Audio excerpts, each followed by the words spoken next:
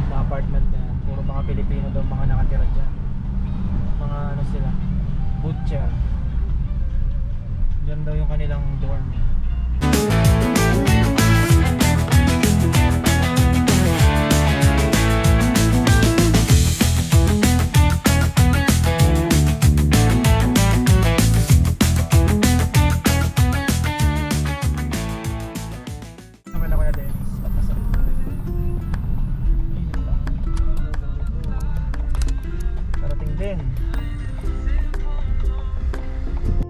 So nandito na nga tayo. Kunin muna natin yung Coke. Ha? I'm watching Mario. Hello! Ito na yung sapatos ko, kuya. Kailan, tita? Kailan? Kailan kaya? Kasi nanonood sila ng movie. Nanonood sila? ng Juan. Nanonood sila ng anong tawag dito? Hello! Squid Game. Squid Game? Squid Game. Hello, what's that?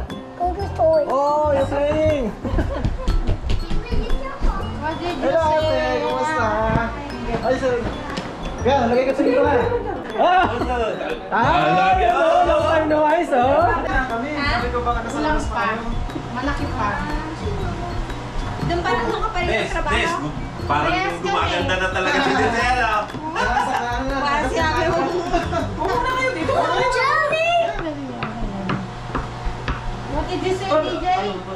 Mag-iingat tayo ng bangus para Yun! mas masarap. May bangos pala. Sa labas tayo. Sa labas Sa labas tayo mamaya? Sa labas tayo mamaya. Oh, Sabi ko naman ang daming sa'yo. hinahanda.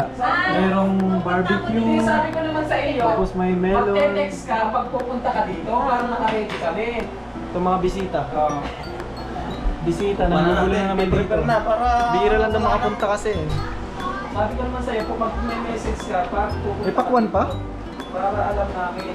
Kasi minsan may pasok kami ng Sabado. Melon. Gusto melon. Ano yan, Fred? Juice? Oo, juice. Ah, Talaga ng katas. oo naman. Melon yan. Gagawin niyang lalagyan ng gatas. Parang palamig sa Pilipinas. Oo, Ano? palamig, oo. Palamig. Sakto sa mainit na panahon. Daming handa. Dami na tayo dala. Kaya nga, kung alam na namin, bumili na sana kami ng mga karne doon. Ano yun? Ano kami naman? Lagi kami trabaho. Galing ay trabaho. Kahapon. Ah. Trabaho kami kahapon. Diba sabi nga, magkuhan kayo, mag-chat at kung kailan. Lagi kami dyan pag nasa doktor nito, kaso may pasok naman kasi. So, nakikita ko kayo pag napunta ng engineer. Oo, sa doktor nga. Sabi ko, dito lang sa engineer ha. Malapit na yung mic dito, malapit. Alin? Night Factory? Malapit lang. Malapit lang? Oo! Ay, yan na ano. Siguro Diba, 10 minutes. Kasi doon yung doktor namin sa Night Factory, Di malapit. ba? Di ba ito? Malapit sa Mandarin? Oo, Mandarin. harap na Mandarin. Yung tapat ng Mandarin. Malapit lang. Sa may Deer Ridge. Alam mo yung kuhan, yung... Sa D-Ridge. Oo, doon. Ah, Sa Deer Ridge. Hangga kami. Sa One Fertility. Taga Batangas nga pala si Kuya Dennis. Batangas, Batangas. So, shoutout sa Batangas dyan. Minsan lang ulit napapasyal dito si Nades. Kaya nga eh. Samantalang lapit-lapit lang kuya no. Busy lang palagi. Tsaka kung Dave. Ha? Dave lang di kami wala ng pasok ng Sabado. Ay puro kayo may pasok ng Sabado din? Kaya pala. Minsan nga, nung nakarang holiday, Oo. may pasok May pasok rin kayo? Double pay. Ayos no? Busy rin pala kayo talaga. Oo, sige. Sobrang busy rin. Nangihinayan din kasi ako, may pasok naman. Oo. Nangihinayan din ako na nasa bahay lang. Oo nga. Nangihinayan din Hindi, ako. na-adapt mo na kasi kuya yung buhay dito sa Canada Oo, na at puro saka, pasok no? magaan naman ang trabaho namin doon. Oo nga, kaysa nung dati no?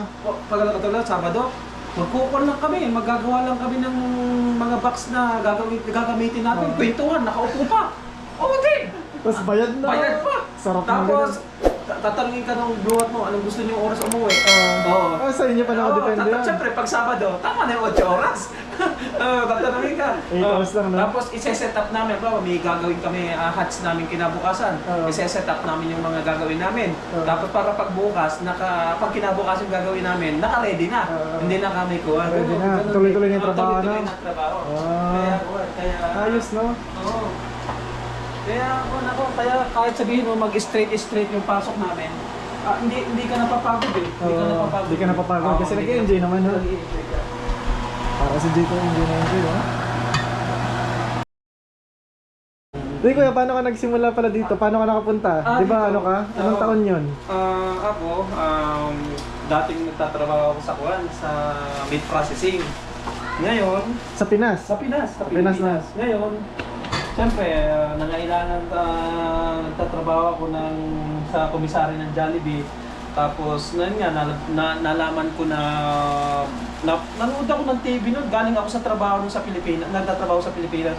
Na pagbukas, pagbukas ko ng TV, Kuwan, siya, kailangan daw ng mga butcher. Pa-Canada? Napa-Canada. Di, ang ginawa ko, sabi ko, try ko kasi related din naman yung trabaho mo. Yung trabaho ko. Di, ang ginawa ko. Pero, syempre, hindi ako kailangan ng TESDA certificate na kailangan may Anong taon niya kuya? 2009. So hindi pa masyadong mahigpit yung mga Hindi pa papeles mahigpit ang papunta mga Canada? papeles noon. Wala pang IELTS noon. Wala pang mga IELTS noon. Swerte. Basta pag ikaw ay may certificate ng TESDA na butcher ka, sigurado makakaalis ka na. Basta ipasado mo lang yung mga interview ng mga employer mo, sigurado talagang aalis ka. Hindi ka lang makakaalis pag hindi mo na ipasa yung mga medical. Siyempre kasama na talaga So, yun. number one yun. Number one yun, medical. Tapos may ano rin, may trade test din. Sa butcher. Walang trade test. Wala na. Walang trade test na. Hindi na kailangan yung magbibideo ka ng sarili mo Hindi na. nagkakatay Ang ka. kinuha ko lang, nung in-interview ako ng employer ko, nagpakita ako ng mga video ko doon sa Trabaho mo. Sa trabaho ko, yung butcher ko dati, yung training ko sa test. Training lang ako, hindi Training naman lang. ako butcher eh. Pero yung related din sa meat processing din yung work ko dati before. Tapos yun, sabi ng employer nung agency sa akin, sige sir, bali antayin na lang ninyo yung tawag dito, kasi tanggap na ako sa agency. Antayin na lang po ninyo yung dating ng employer for Tapos, interview. interview ka pa ng employer. Interview ng Galing Canada. Galing Canada. Tapos after nun, nung after 1 week, tumawag sa akin ng agency na for interview na nga ako kung anong oras, yung interview ko, ganito. Sa call pa ako ng interview sa Taguig. Sa Taguig pa. Tanda ko ba yun sa Taguig? Tanda mo pa, matagal na ano. Sa Taguig, hindi ko na, pero nakalimutan ko na yung building na parang kumuha sila talaga ng parang sa isang building yun na para sa interview lang. Sa interview lang talaga yung agency na yun. Tapos yun. Tapos ilang months na yung process dati kuya? Kasi kaiwan talaga eh. Kailangan na. Ang tanda ko parang nasa 3 months lang. 3 months lang? 3 months lang. Maka-flight ka na pa Nakaalis na Canada? agad ako. Kasi minadali nila yung visa. Unlike ngayon, maghahintay ka ng taon sa Pilipinas bago ka makapunta dito. Yung palang visa na yan, nung panahon namin, nung kami, pwede palang mapabilis siya pagka sila yung magsasabi sa kuwan sa mismong immigration. Na kailangan namin parang i-request na employer. I-request nila. Kasi parang siyempre babayaran din naman yan ng Siguro employer. Ngayon, hindi kami nagtagal nun. Umalis ka agad ako. Tapos nung dumating ka na sa Canada, ilang taon ka bago na PR? Hindi natagalan kasi ang ginawa ko nung time na yon, dumating ini-sponsor ako si Jackie. Ini-sponsor visa pinapunta ako. mo muna si Ate Jackie. Hindi pa ako nung na-nomination na ako, 6 months na nomination na agad ako. Saan na pen ka doon? Saan ka unang... Sa Manitoba. Manitoba, galing ka 6 pala months Manitoba. nomination na ako. Ibig sabihin, pag nomination ka na, pwede mo nang kuhanin yung asawa mo as esposal. As sponsoran mo siya. Kinuha ko na agad siya. Sabi ko sa sarili ko na tinanong ko muna siya kasi may anak na ako noon eh, dalawang anak ko. Okay lang ba sa'yo na iwan muna yung dalawa kasi hindi pa naman kami ako PR. Kasi maliliit pa rin sila. Sabi ko, kung isasama ko yung dalawang bata, kasama ka, hindi ka makakapagtrabaho kasi may babantayan ng dalawang batang maliit. Sabi niya, kaya ko naman kuwali kasi nga ang mapapag-iwanan ko naman nanay ko. Kaya siya ay malakas ang loob na iwan yung dalawang bata. Kasi may magbabantay doon na. Tsaka sabi niya, yung komunikasyon naman, may telepono na naman, makikita mo naman yung anak mo. Yun, umayag naman siya.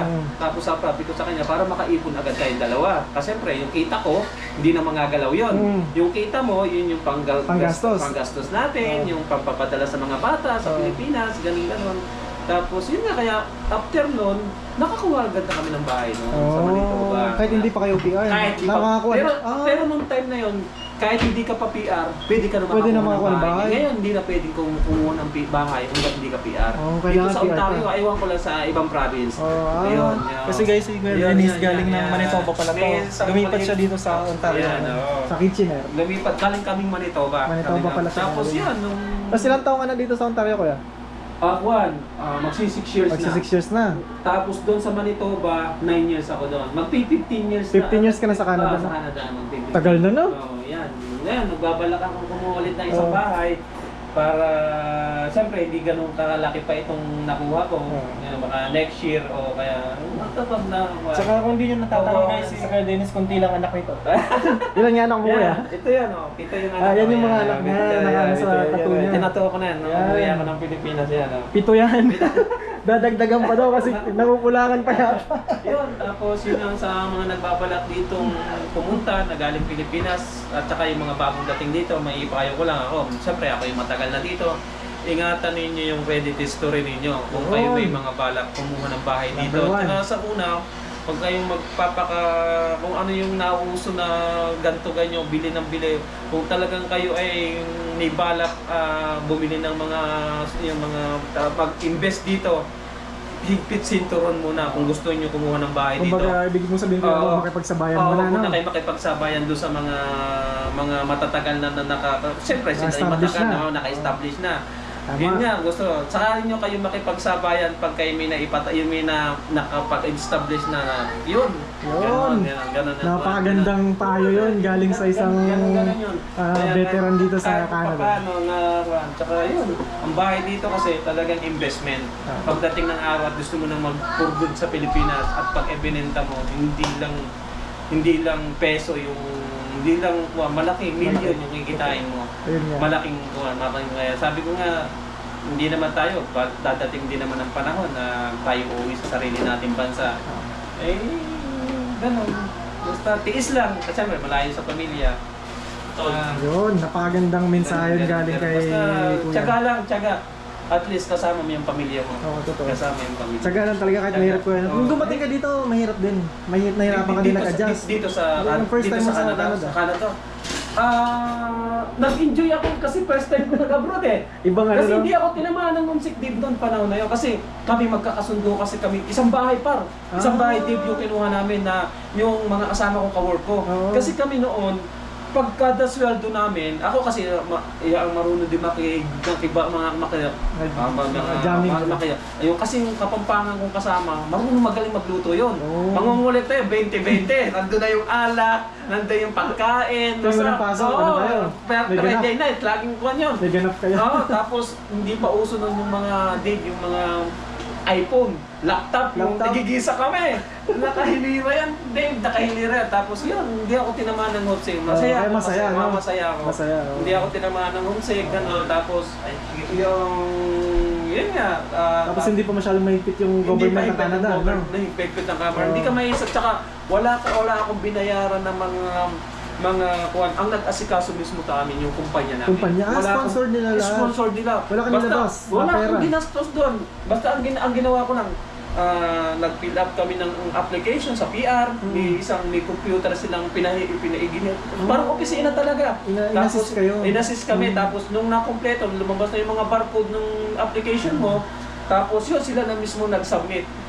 Basta lahat ng hiningi lang, ibigay mo, wala kang gagastusin. That's it. And then, antay ka nila ng result ng Antay PR. ng result Yun. Oh. Kaya lang natagalan ako ng PR noon kasi si Jackie nabuntis nung dumating dito sa Canada. Kaya syempre inantay niyang mga anak muna bago ipasa yung mga medical. Kasi nung kami nag-apply ng PR dito, nung kami sa Manitoba, magme-medical ka pa. Dito na sa Canada? No, sa Canada, nung kami sa Manitoba. Dalawa kayo? Oo, Dalawa kami. magme-medical? Hihintayin pa yung... Pero anong time na nag-exam pa kayo? Wala Wala ganun? nang IELTS noon. Wala pala. Walang IELTS nung day, nung panahon namin. walang exam na. pala. Ang IELTS nag-start lang 2014. Bago lang pala. Bago lang yan, 2014 lang. 2014 Kasi yan. 2009 ka nga pala.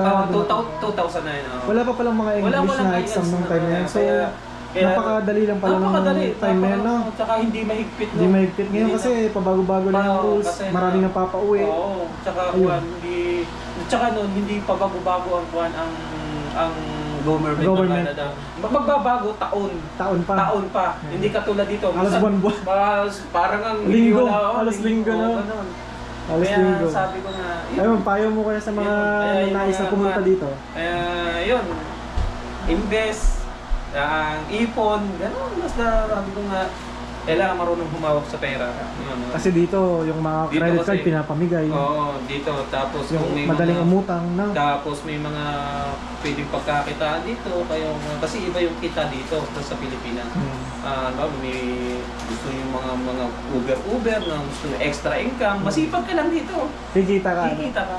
Maraming Kaya pwedeng ako, part-time. Basta, ako kasi pinagdaanan ko na yan, kaya yung mga part-time pinagdaanan ko na yan. Ako nung wala ako na yung nagsawa, kaya nung ako naka-invest at parang okay na sa ako, nandito na yung pamilya ko. Tumigil na ako nagsawa na ako. Okay naman, kaya naman. Yun. sabi kuya, pag maraming anak daw dito, maganda Tsaka daw. yun, pag maraming anak, hindi ko naman sa kaya ako kaya hindi naman sa kaya ako nagpakaraming anak. Siyempre, maganda din benefit sa mga bata dito. Kasi nga wala kang sa school, Libre aral. libre lang pag-aaral, may mga nakukuhang pera sa government ng mga bata, depende sa edad. Pag mababa ang age ng bata magmula pinanganak hanggang 7 years old, mas malaki makukuha. Hanggang sa paliit ng paliit, hanggang 18 years old yan. Ganun Pero yung pag makukuha. college, hindi na sagot ng government. Hindi na sagot Sarili ng- mo na. Sarili mo Kung na. gusto mo magpatuloy ng Kaya bata. ang gawin mo, halimbawa, katulad niyan, may mga anak ang kuwan, yung nakukuha na sa gobyerno hanggang 18 years old, ipunin mo, i-save, ikuhan mo sa bangko, at least pagdating nagkolehiyo sila, may magagamit. may Oh. magagamit sila na Oo, kuwan naman na pang matrikula pagdating ng kolehiyo. Ng kolehiyo. Ganon. Kasi ang bata, pag magmula ipinanganak hanggang 7 years old, ang nakukuha niyan sa isang bata, $500. $500 Monthly, monthly yan, monthly. isang bata yan. So kung pito, ang dami pala. Pito ko na under 7 years old yon. Oo. Computin mo, di kayo Ang kuwan. laki nun. Lalo na walang trabaho yung asawa mo, Oo. nako. Buhay Survive, na buhay. no? Survive ka. So, ganun pala yung sekreto, guys. Kaya, yung mga Parami ng nagbabalak anak. dito, yung mga nagbabalak pumunta ng Canada, yun nga. Tiyaga lang, tiyaga. Mga nasa Pilipinas tayo. Sa Ayun. Pilipinas, kahit gano'ng kahirap, ay nako. Napakagandang mensahe kuya. Kaya,